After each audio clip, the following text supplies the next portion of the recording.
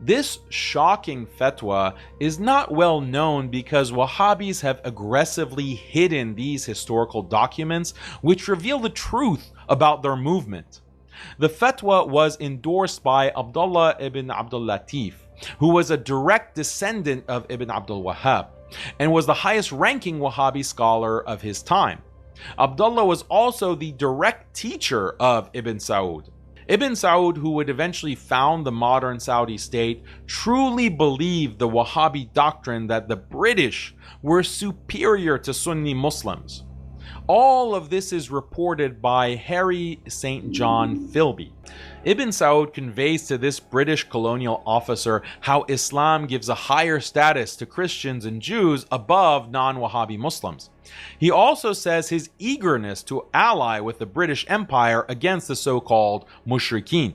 Ibn Saud's hatred for Sunni Muslims resulted in numerous massacres that have been extensively documented by historians. From the very beginning of the Saudi state, the Wahhabis conspired with the Europeans against the Caliphate and against the wider Ummah.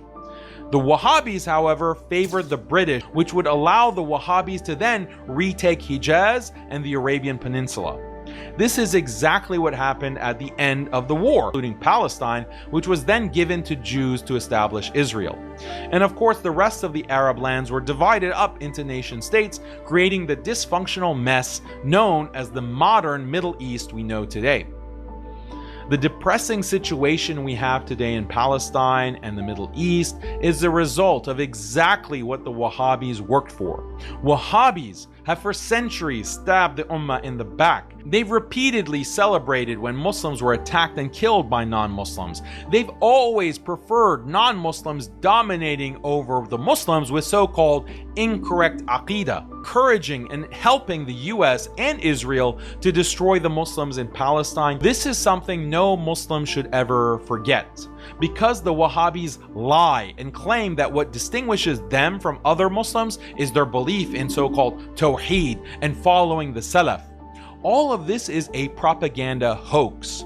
What distinguishes Wahhabis is takfir and betrayal and backstabbing of all other Muslims, allying with non-Muslims against other Muslims. That is the legacy of Wahhabism.